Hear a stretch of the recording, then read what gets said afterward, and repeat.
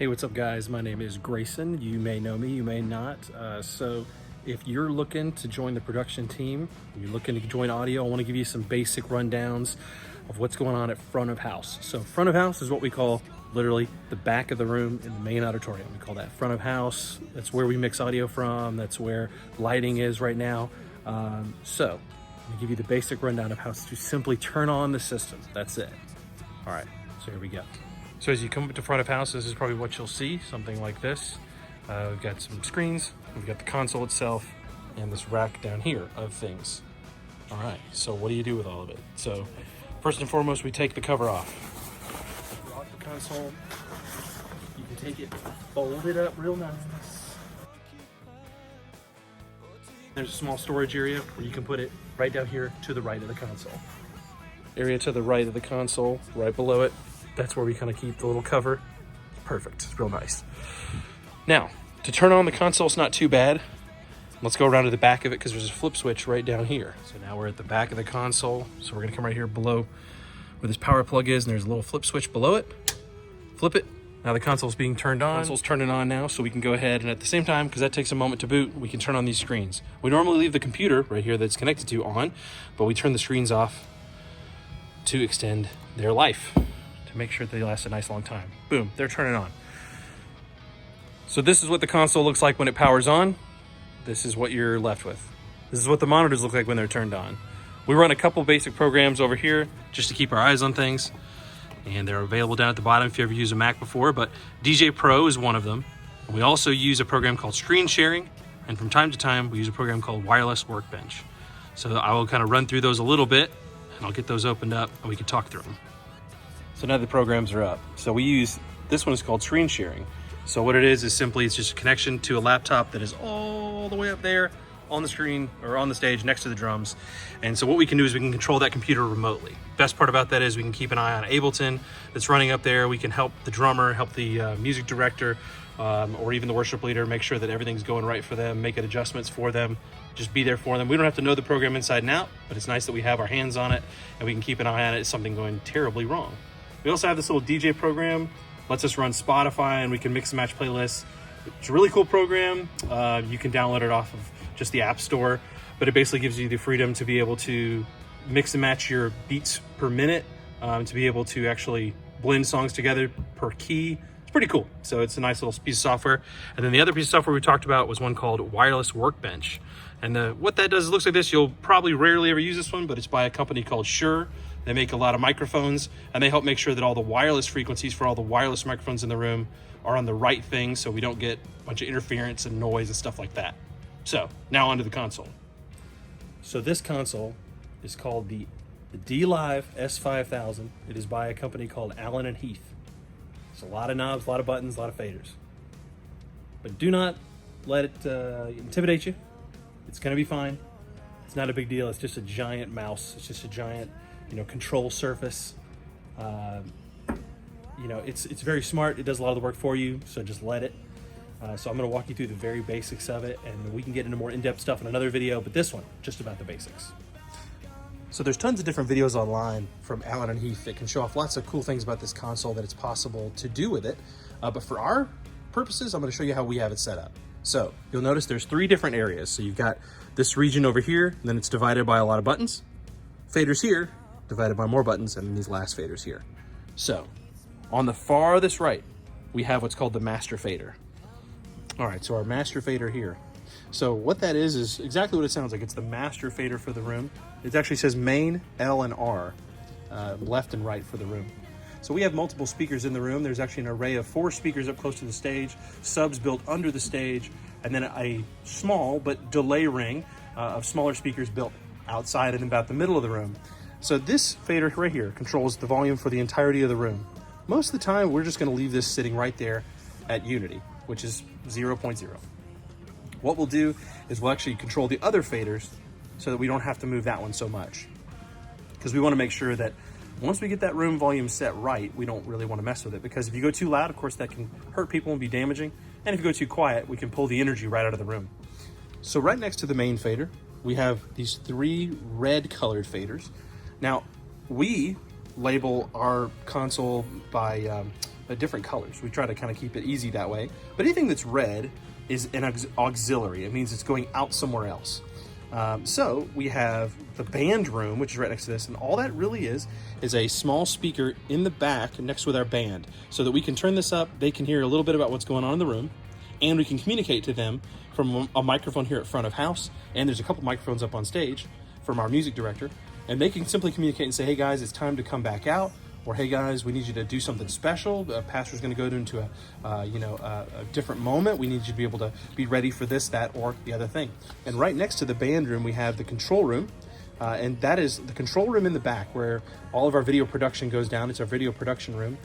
So we have them a little mix that goes out to them as well. So that is their fader, and they sometimes need a little changes to it, but that's not a big deal. That's something more advanced we'll get into later. But we just keep that one up at Unity so they can have a little feedback there, so they can be able to make their camera changes, all those kind of adjustments based on the mix in the room as well. Next to that, we have the Mini. The little mini computer, it's a Mac Mini. It's right, those are the screens we looked at before. But what that does is actually we play music from there, and so we'll be able to control putting a little bit of music out from Spotify or from that DJ program, and we can play that right there. So that's kind of nice to have. If you ever want to pull something up on YouTube, it's always good to have a little computer connection as well. So it's right there. Then we have our 3 main host mics, 5, 6, and 7. The microphones themselves are also labeled 5, 6, and 7. So it's nice and easy and connected. And all you'll have to do, our pastor is normally on wireless 7, labeled here as W-7. Bring that up when he comes up, bring it down when he goes down. That's it. It's not too hard. We're always shooting for unity, which is that 0-0. So if you find that there's a moment where you need a little more, you got a little more. Or he's getting a little loud, you can go a little less, depending upon what's going on in the room. So there's this bank of faders. Now there's more faders below this. This is a more advanced kind of thing, but these 8 faders here give us the option if we want to go down through these different banks. There's a lot more things here. So we can do more, we have more room, and we do a lot more things with it. But for simplicity's sake, that's all that we're going to do on this right now. Okay, so now we've got our next bank of faders here. So we kind of talked about DCAs a little bit ago, but they're a fancy name for groups. So what we have here is we're going to keep these always up, the drums, guitars, and tracks, because these flow actually out and directly over in here into this band fader. So if I have this one down, none of these 3 can come out. But the cool part is if I want just more drums or more guitars or less, I can literally just grab this fader and just bring it up just a little bit. Go like 1 dB up. It's a small change, but at this volume, it is actually quite noticeable. And it's great for guitar solos, or if you have a great rock and roll type intro, those are great to have, because you might want to adjust it for just that one song, but you don't want to go diving into all your mix and making lots of changes. So when the band comes up in the morning, a lot of times what we'll do is we'll actually bring all 3 of these up. A little bit of effects on the vocals is very nice. It's strange to hear vocals without. We're so used to hearing it with a little bit of effects that it becomes a little nasty to hear without. So I've got this here. We're going to go ahead and keep these both at Unity. And then what will happen is the band will be playing, and you'll hear that. And if somebody has a speaking moment or something, maybe driving this down about 1.5 dB, 1 dB, very gently. It's all about making these gentle water-like movements when you're mixing. Nothing too harsh or quick, as that can be very jarring for the audience. Like you wouldn't want to do that right there. So that is our DCA group. Again, we have faders that are below this that are doing other things, but this is a more advanced thing, but I will show you. We've got all of our microphones lined up on the fader below here, and our wireless guitar right there, the acoustic guitar, to be specific, the worship leader's acoustic guitar. Then we have some red. Red means they're going out somewhere else. So these are all of our guides and everything. They go to ears. They also go to the band room, and they go to the control room as well, back for the production room. Down here, we've got the video that comes in from the main room. We've got a copy of some other faders that are on other places.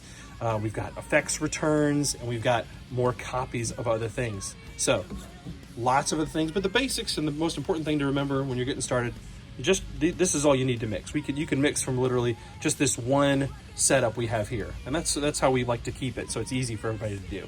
And of course, we're always here to back you up and help you as well.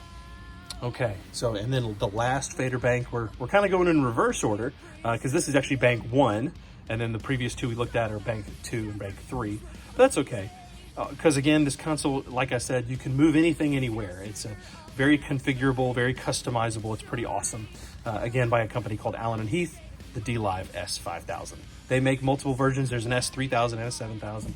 We just so happen to have the 5000 because it fit our needs more above and beyond. So on this one, we have all the drums are in this dark blue. We've got this light blue color, that's our bass guitar, and then these 4 vocal mics right here. So whoever's ever leading the song, usually we're shooting for that unity, and then the others will kind of sit behind. You know, you normally try to find like your strongest, you know, harmony vocal or background vocal and keep them kind of tucked under so you can hear them. And then the other 2 are just filler. And sometimes what you can do, which is a kind of advanced topic we'll get in later, is you can help pan some of these background vocals so they help fill up the room and it helps sit your mix a little better by doing that. So yeah, so this isn't too bad, but again, we're gonna go through these, but nothing you have to remember. Anything on this video is nothing that you have to remember right away. You know, that's what these videos are for. Watch them multiple times, ask questions. We're here to help you anytime you need help. So this one, we have more drums. You see these dark blue color. Again, we're trying to keep the colors the same here. So dark blue is drums. So we've got more drum mics over there. And the reason we don't have them on this first one is because we want to make, again, it easy to mix just from one layer, touching almost no buttons. You can just move faders and you're done. But if you wanted to, down here, we've got more drums, some overhead mics, and a mic that sits right over the kick drum here on this one. Then we've got our keyboards coming in. Then we also have acoustic guitar. We actually have that double patched. That's a more advanced topic, but basically I just have it coming into the console twice, and then I copied and pasted it, if you will. And then I have it 2 different EQs on it and different effects. So it gives it a more full, rich sound, and that's the benefits of going with a bigger console where you have lots of options. You can move all kinds of stuff around.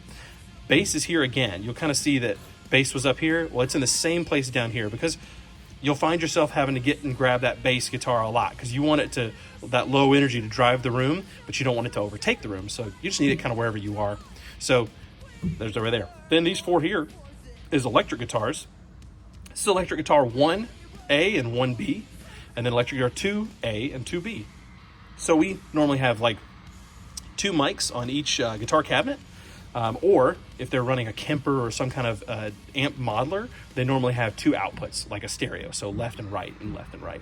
So we like to give options to our electric guitar players because electric guitar is awesome. I'm biased. Next fader down, we've double patched that snare. Again, that's a more advanced thing we can show later, but we have it in here so we can get some different EQ on it, and there it is. These are actually faders we're not using right now. You'll see there's nothing on these and this one here.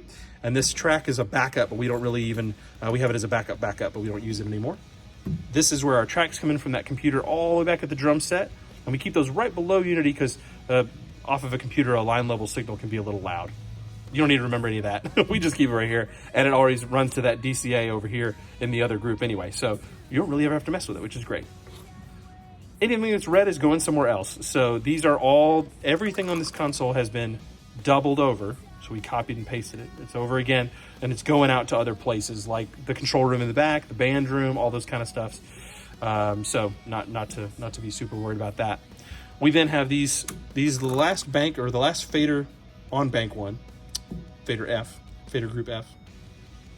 We have these 4, which is our talkback from front of house, which is right here. So we have a little foot switch, which I'll show you in a moment at the bottom, and a microphone here at the top. So we can talk to the band in the room. We can talk to the band in the green room back there, the band room in here. We can speak to the lobby if we need to, whatever we need to do. We also have the MD, music director. He has his own mic on stage that goes directly into the ears of the band. We have Josh, who's our worship leader. He has his own talkback mic that goes in only into the ears of the band as well, so he can communicate with them directly if there's a moment that needs to happen. And then we have a room mic. So the room mic's not super important for the room itself, but if you're outside of this room, in the control room or in the lobby, you need a microphone like that to be able to hear what's really going on in the room, the crowd participation, if you will. It's people singing along, clapping, those kind of things. We like to, and it's really, really important for our broadcast mix. So that's one of the reasons we have that guy right there. So that's kind of it for this bank. We'll kind of proceed and go on to the next one. So one more thing that's important when you're running front of house is to be able to communicate to your team.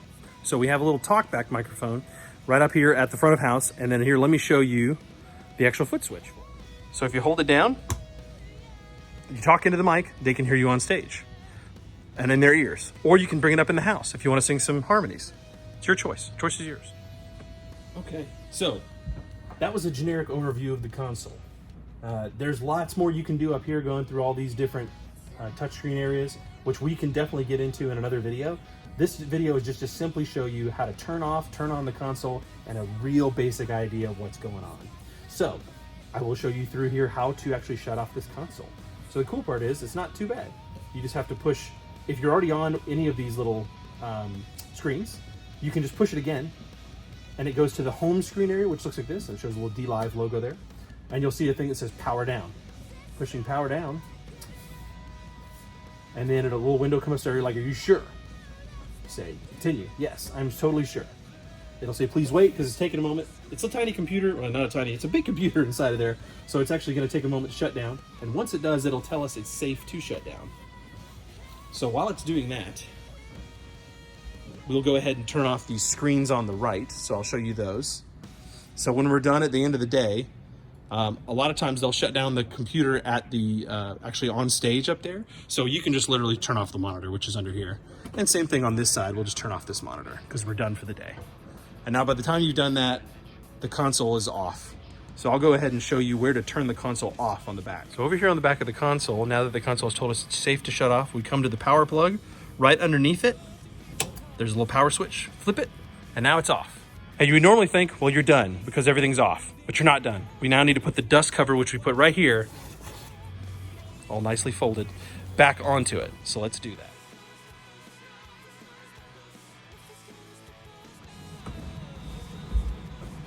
So you might be thinking, what is the stuff that's below the desk with the blinking lights? Let's talk about it.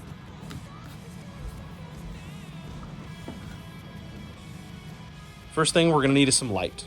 So right behind us at the lighting console, we need this little controller right here. And we're gonna turn on our lights, which are down there. So power, boom, lights. Now we can see.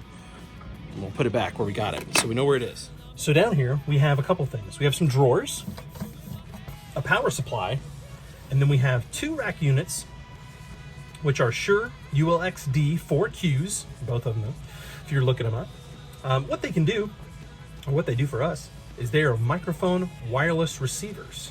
So your microphone up on stage, wireless microphone, turn it on, so people singing through it, it connects right here. And 1, 2, 3, 4. Same thing, 5, 6, 7, 8. So that's how we've got them wired up. They are connected over a protocol called Dante, which is a protocol that's based over Ethernet cable. So it's pretty cool. It can run over just some switches, which is really, really nice. And then what we have below here is 3 switches, 2 for Dante, and then 1 for just regular old audio video data. So regular internet. And that's kind of it. So this moves all the things around. All the audio gets moved from the microphone, received here, sent over Dante to the console. And that's it. Not too bad. But you can make minor adjustments here. You can also make those same adjustments in Wireless Workbench. And what's pretty cool is because this is controlled over Dante, you can make some similar adjustments in the console itself. It's a little more advanced stuff, but anytime you want to talk about it, hit me up. So you're running audio on a Sunday, and all of a sudden, what would happen if this terrible red light shows up? What do? Well, the cool thing is we have this comm system set up. So what that means is somebody needs something. You got this cool phone. The phone works by simply pushing this button right here. Right? As you push it, they can hear you, and when you let it go, then you can hear them. You'll be able to hear them really talk either way. But cool thing is you can find out, hey, what's going on, what you need help with, and a lot of times it's just like, hey, we can't hear somebody in the back, or we need to make a change, or can you ask the band to please hold? So that's kind of it. Not too big a deal.